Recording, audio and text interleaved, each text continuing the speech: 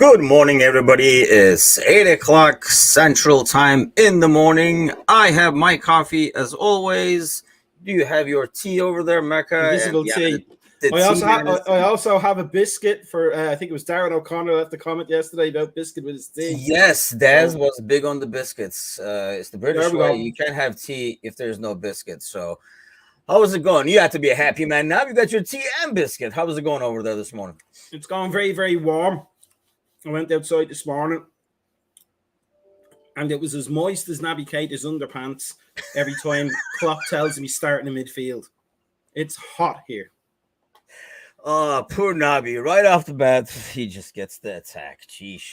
I've been like protecting this. I worked a lot. I worked overtime last night on the pod, trying to kind of like keep the spirit up and keep the morale. So I'll do it this morning too. I'll just carry out. So, but of course, it's kind of hard to keep the morale up when the news we're getting is, let's start with this one. Thiago faces 6 weeks out, possibly, which would end up being like 9 games. Thank God it's not 12 games as it could be in another time of season over here. But let me ask you this, because I'm going to go back to, when you look at the morning headlines this morning, Liverpool is rumored with anything but like every midfielder in the world. I'm expecting to see our names, even though I never played midfield.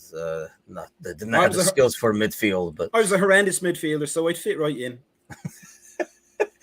Bickler says nothing wrong with a little knobby pants to start the day. Nope, there is nothing wrong, I guess. Bickler, of course, Bickler will say that because he was the Grouch of the Night awards pretty much every night, but definitely last night. So, what do you make of the midfield crisis? And will we do anything? Should we do anything? We should. I think, as we mentioned the other day, we need to plan ahead. It seems almost a dereliction of duty to not have midfielders lined up because we really need them. Henderson, Milner's like the Keith Richards of soccer. He's probably going to be playing for some top level team at 70 years old, but looking way, way better than Keith Richards ever did. But he's still, his days are coming to an end. Henderson's days are coming to an end. Thiago's probably going to be taken out back and shot like a horse because he just can't stay fit. In a 2-for-1 with Oxlade-Chamberlain, we have to start planning, I think, for not having those midfielders anymore. And it's puzzling that we haven't looked into it more seriously. It appears as of now. Yeah, see, you got the biscuit going this morning, and Daz, who was talking about biscuit, has toast, and Ellen has toast. So it was the toast. You had the wrong side. So they apparently see the thing with the midfield now. Of course, when you look at the headlines, this morning, when we look at the headlines as we kind of like prepare for this, is nothing but links with different midfielders, and I know it's kind of like easy to do those news. And I always used to think, when you saw these news before, I always used to think, and maybe perhaps it was in the past, coming from the agents, right? They were starting the rumors, trying to bring the price up, the interest, blah, blah, blah. So somebody says, what? Liverpool's looking at him? And then they kind of go look at him. But now it's more because of the internet news world that we live in. I know a couple of dudes through like the podcast we do for Fenerbahce who actually like write for the paper. And they literally have these dudes just making up shit. And the sad part is they actually know people like themselves in another country. So what happens is the dude in Turkey says, Fenerbahce is interested in this Brazilian midfielder. So the guy in Brazil then says, according to a source in Turkey, Fenerbahce is interested in this Brazilian midfielder. And then the Turkish guy can come back and say, the rumors from yesterday are now confirmed by this paper, and it's just like basically nothing. It's like two dudes literally playing phone tag and texting back and forth. Do you think we are actually actively looking for somebody and we'll go after somebody? We talked on last night's pod trying to kind of like dissect Klopp's words because he kind of talked from both sides of his mouth where he's like, we need people, but we don't need people. We have enough people, but we really don't kind of a deal. So what do you make of that? I'm pretty sure we're definitely looking. That's why we have that great statistics scouting department that we've been famed for the past few years. But whether we'll actually go for somebody or not is a different matter, because we don't know how finances are. We don't know if we have any sort of sell to buy stuff, or if wages are an issue. So the great thing about it is that we keep our cards really close to our chest, except in Brighton, when there's all Dutch defenders involved. But other than that, we tend to keep our cards close to our chest. And as I say, Klopp will say one thing, and then he'll say, we're not signing anybody. There's nobody in the frame. And then the next day, there's some awesome player that we've just signed. So it's hard to tell in that sense. But if it's criminal if we're not looking, because we really need a midfielder just to boost the numbers now. Because Keita is, not to bash him, but he's a good player. He's a good player, but it's not enough to be good at Liverpool. You have to be exceptional, especially in our midfield, and he's not quite hit that exceptional level yet. Chamberlain can't stay fit. Thiago can't stay fit. As we said, Milner getting older, Henderson getting older. Fabinho, I don't think he's a huge injury issue, but he can drop out of form really unexpectedly and then take a game or two to get back into it. Curtis Jones, too young and now also injured. It's a problem area, and I think you're right. I think it's an easy thing for journalists to write about. Liverpool need midfielders. Let's link them to 27 midfielders, and if one of them works out, we look like the paper that got the scoop. I think with Naby and with Milner, you can. I think rely on him or count on him in this odd fixture where you're like, he'll save us that day, and you plug him in there and they do their thing and it works, but not on a consistent basis throughout the season where you're going to be able to rely on them. Alan Walnut says, nice to see you guys with the same brickwork design behind you guys. Are you in the same room? No, not even close. I just sent the extra bricks once I finished my wall to Mecca over there, so he built his. We should do. Hopefully, eventually, we'll be. Mine are held up with toothpaste, though. You used cement. Mine being held up with toothpaste. A stiff breeze is going to blow that down. 9 midfielders, 37-year-old Milner is our answer when Fab is poor or injured. Criminal for a team pretend to be on a revenge tour. And I mean, I agree. I think the need has always been there, especially for that side of the midfield, like the defensive side of the midfield. Even, I mean, Klopp says we have enough midfielders. Even now, they're just injured kind of thing. But not really. Like, if you think about defensive midfielders, we really don't have a proper person to back up Fabinho, because you can't have another starter slotted in to back up your starter. That's just not good math. I mean, that's not even a depth chart. You can't do a depth chart like that where the guy is next to you, so he can't be in the depth chart as a backup at the same time, because he can't be playing 2 positions at the same time. I think aside from Hando, and I guess Milner could probably, just knowing Milner, he can play anything, probably could slot in there if needed. And I can say you might be able to get a game out of Milner there, but you're not going to get repeated performances out of Milner. That's probably asking a bit too much. I mean, I think when we signed him to that contract, we were not planning on starting him several times. He was going to be probably the guy, especially with the 5 subs coming in and, saving some miles on those threads for Fabinho, Hando, Keita, Thiago, those players. I don't think we ever, yes, he's a midfielder in the squad, but I don't think the game plan ever was, and he can start 15 games for us, he can start 10 games for us.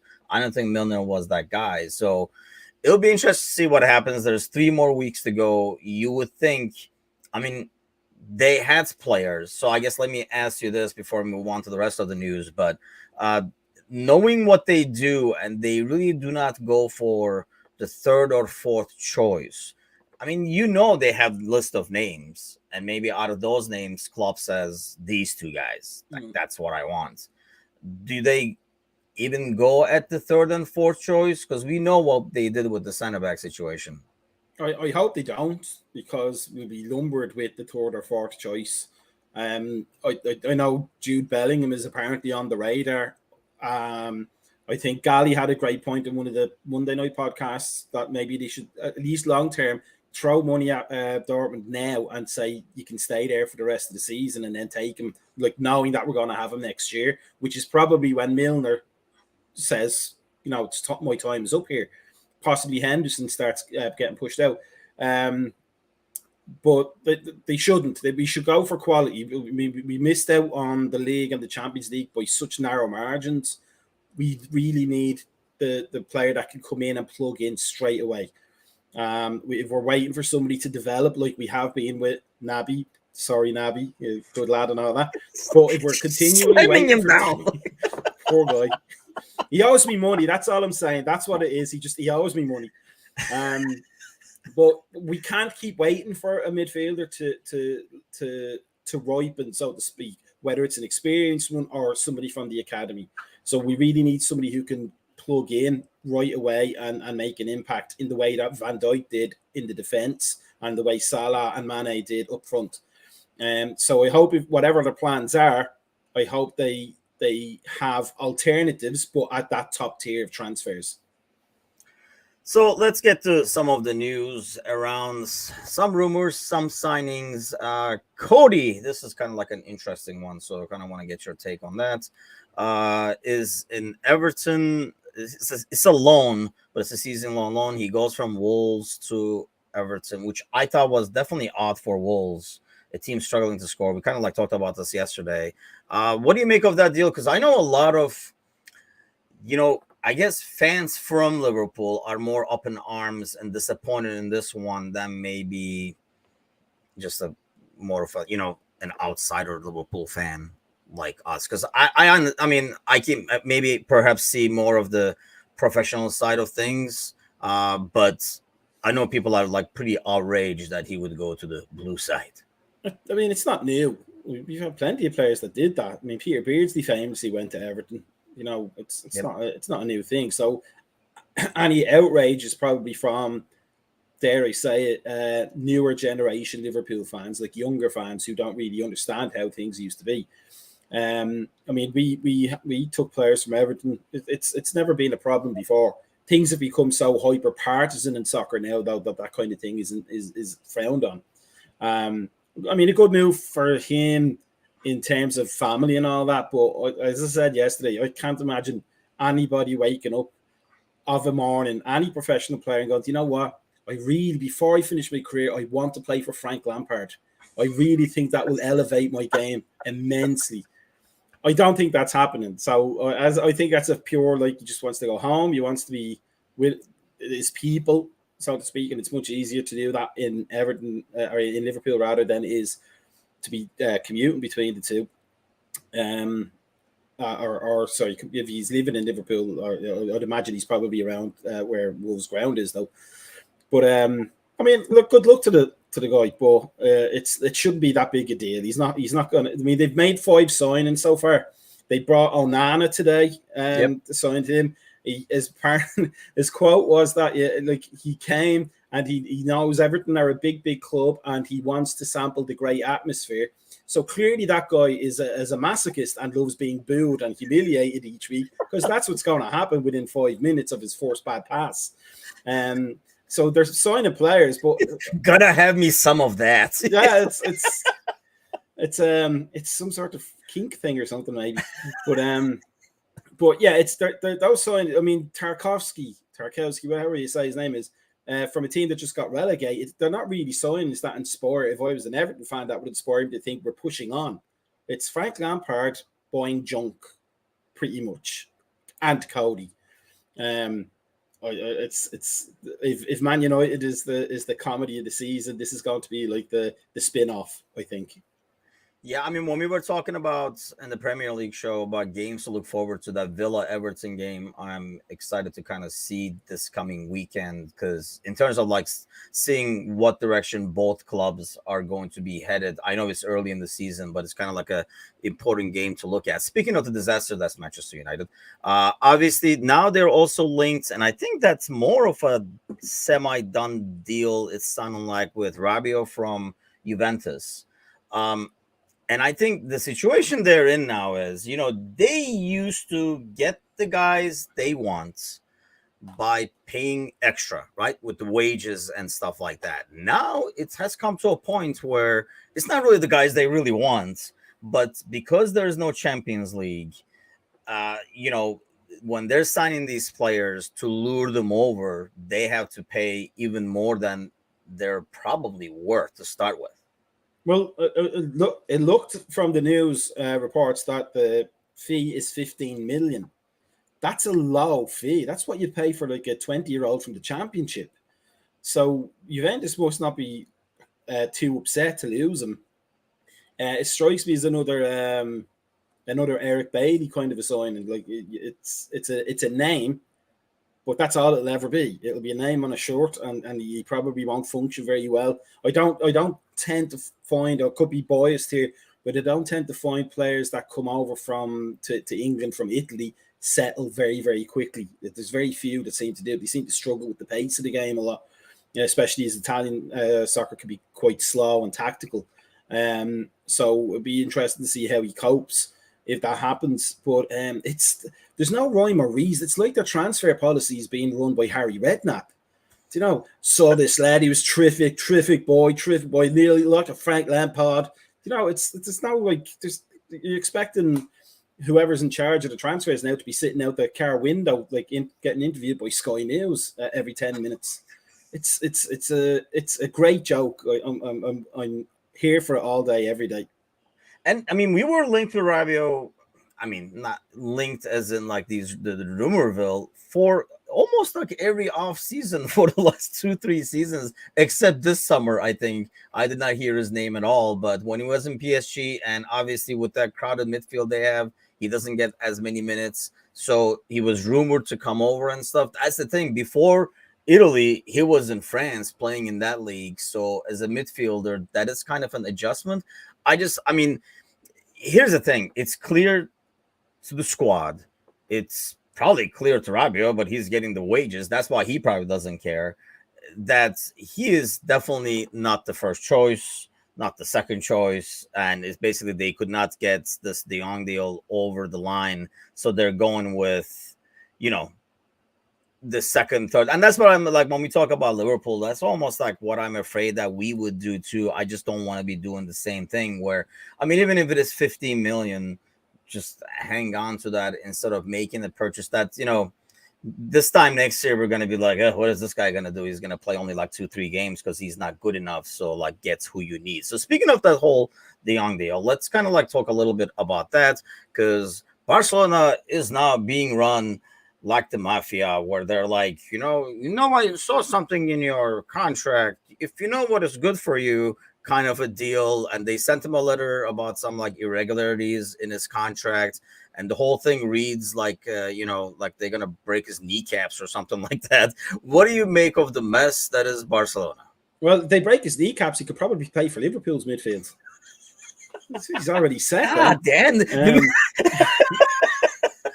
But we said this yesterday. This morning.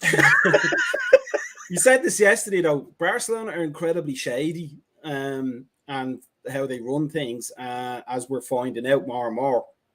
And this is just par for the course for them. It's a shock away to treat a professional player. They haven't paid him, and now they're trying to get out of paying him by saying, and it's probably something like the T's weren't crossed and the I's weren't dotted. It's probably something really simple like that. So, I mean, that's the thing. We were talking about this in the Discord channel yesterday, especially after this news came out. Like, knowing Barcelona's history, how big is the pool over there? I know a lot of, especially in South America, and I mean, like throughout the world, maybe not in Europe as much in Central. A lot of kids grow up like rooting for, you pick Barcelona, you pick Real, and you just kind of like root for them and kind of like idolize playing for them and stuff like that. I think especially in South America. Is that basically what it is? Like they have that established so they can kind of go around and treat players like this? And how long will that freaking last, especially in the money world we live in now in football? I think in terms of their players, their catchment area for La Masia is huge. It's almost the size of a country. I don't know much about the Spanish relations. I know that Portugal will give Brazilian people with grandparents that were Portuguese, they will give them passports if they apply before they're 18, which I think Ireland does as well. I think it's a European thing for some countries. So you can see why a lot of Brazilian players end up in Portugal. I'm wondering always if there's something like that they apply to get those kids over. But yeah, the catchment area is massive. It just in Spain alone, and they probably have a pipeline of players that they can bring in, and because there's only 2 teams, really, maybe 2.5 if you count Atletico, but there's really only Real Madrid to beat every year to win the league, so they can probably afford to let players grow in their team in a way that a lot of other clubs in, say, the Premier League can't, because it's a constant battle to win games. So they're probably a little bit blasé about that, but I don't even think it really just is shadiness. It's a team of lawyers who are looking through everything with a fine-tooth comb so that they don't have to pay Frankie de Jong. That's literally, I think, all it is. But I mean, they did similar stuff with Coutinho, the way they kind of like handle that. They spent all the money and it almost like acted like, man, we brought you over here, you're shit, what the hell? And then they tried to like get rid of him and did all kinds of stuff to him. I mean, this is just freaking recent history here, and they have a record of this in the past. It's just odd that I don't know if it's just a matter of money talks, because they can offer high wages to these players to get them over there, but it's just like, I just find it odd that they keep attracting these players. I know they grow a lot of youth talent, like you're saying, because they can afford to kind of like ease these kids in, and they have like a good, like a youth system. But it's just odd that they can keep attracting the big names, knowing, I don't know if like it's an arrogance in the part of the player, like, nope, I'm going to do a good job, so I'm never going to face this crap kind of deal. I mean, they literally bought these guys thinking they're going to sell the on, and pretty much told them they don't want them. The dude is like, I don't want to go, and I don't know if that's because I don't want to go without my wages. I mean, if they sell him either way, they have to pay him, don't they? I mean, isn't that what they go to CSS and all that crap for? I think I read somewhere yesterday, I was reading around about it, that it might be a case that any club that buys him would probably have to pay the balance of the wages as part of the fee, which will turn clubs off from wanting to buy him, because it's a tax almost on top of everything they're paying. And I know there's some strange like tax laws in Spain that people can run afoul of. Messy. But so there's always a financial consideration in Spain. They say they're mezque un club. They're more than a club. Well, they clearly are. They're a cartel all to themselves. Like it's breaking Barca. That's what it is. Yeah, it's just like an odd ordeal. I just don't get. I mean, we were also talking yesterday. This whole thing came out about the accounting, the creative accounting they were trying to do with, like, selling of the TV rights, kind of almost like paying themselves to make the money look more than it is, but then it didn't work. But now that money is actually taxable. So instead of making things better, they made it even worse. It's just the hot mess. But I think, it's one of those deals where they're in a league where they can kind of be like, hey, it's us or them anyway. I just don't know the way the season is going to start with all this limbo. Mind you, I mean, they still had talent already. They were like a decent team to finish the year. I just don't know if they're going to fall. If they fall behind Real early, I don't know if they're ever going to catch up, because really Real did not lose much and only added to their midfield as well. So, and they're very well run. Yeah. Kind of helps. Any other headlines that catch your eye this morning? I did not want to address every single Liverpool midfielder because we'd be here till lunch. No, I think it's. I mean, I think things are slowing down until the transfer window probably is closing. So you'll get, as you said, like, I think going back to what you said about the midfielders being linked with Liverpool, it's probably, or Rabiot especially, is probably agents putting the word out or journalists looking for clicks. So we're going to get a lot of news that's like Arnautovic we talked about the other day was a big thing, but apparently that's dead in the water now. You just want to go there because why would you want to go there? You think that's that's how bad dead in it the is. water because of the fan reaction and Oh, the probably, yeah, laughter? yeah, absolutely. That's exactly what it is. And I mean, who would like as much as we want to try and be objective and smart about things as soccer supporters, if that's your prime target and for up front, and you get him, and he's 31 or 32 or whatever it was he said, and he doesn't start well, he's in pieces already. No, he's going to be hated from the height. So I can see all those factors going into that decision. But yeah, like a lot of rumors are going to happen. There's going to be a lot of stories and non-stories and things that look great on paper that have turned out to be houses of cards. So I think once the transfer week rolls around, we're going to have to turn this into a 3-hour show. Yeah, I know, right? I mean, because that's the thing. I feel like there will be a lot of like individual names being thrown out now, and we will know if it's serious if we keep hearing it, or if we at least if we hear it from like a reliable source. Right now, it's all unnamed sources, rumors, reportedly, like just very general. Basically, a dude at a desk typing, or I woke up and I don't want to go to work. Why don't I just pop out an article about, this dude in Spain or something like that? So we'll see what happens. I mean, I hope it's something else, but at the same time, I hope it's somebody that we were really after and not like a Arnautovic style, like let's get this guy. That whole ordeal sounds like like a brainstorming. There's always one guy who tries to think outside the box and says something really stupid, and they were like, "How about Arnautovic?" And they were like, "Actually," and then once they got the fan reaction, like, "What are you, stupid?" They were like, "No, we were never interested," kind of a deal. But I still would not be surprised if that doesn't happen, and it will be even more funnier if it does happen. It's one thing to think out of the box, but to think out of the box while being on another planet altogether, that's a whole other world. But there was one other thing as well. Alexis Sanchez released from his contract at Inter. Speaking of United disasters. Yeah, but just got to loop back a bit. That's a perfect Everton signing. That will get them so excited, and then he'll score minus goals. He'll score negative goals. It'll be perfect. You know what? Actually, yeah, I can see somebody desperate going for that. And that guy's career, I mean, obviously injuries hurt it as well, but that whole Arsenal to United, and yeah, it was just has been a disaster. So yeah, I saw that this morning that he was released. And then another rumor now is Milinkovic-Savic, who's has been rumored to come to every single Premier League, I think, in the last 5 to 6 years, and has never happened.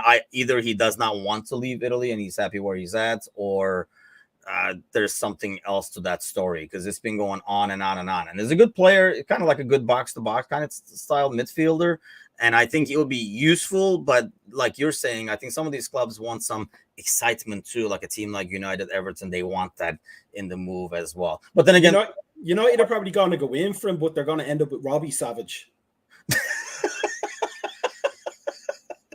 Yeah, it's going to be an interesting 3 weeks over here. So we're going to have to sift through the rumors and go about the signings. But I feel like there's going to be some other interesting stuff, and some actually stuff that's going to make us scratch our heads and laugh as well. So looking forward to that. That's why it's called. That's why we're ahead, because I'm almost getting there myself. So it's time for the second cup already, Mecca. We'll see you tomorrow morning. Back again. Enjoy the biscuits. Same bat time, same bat channel. Take care.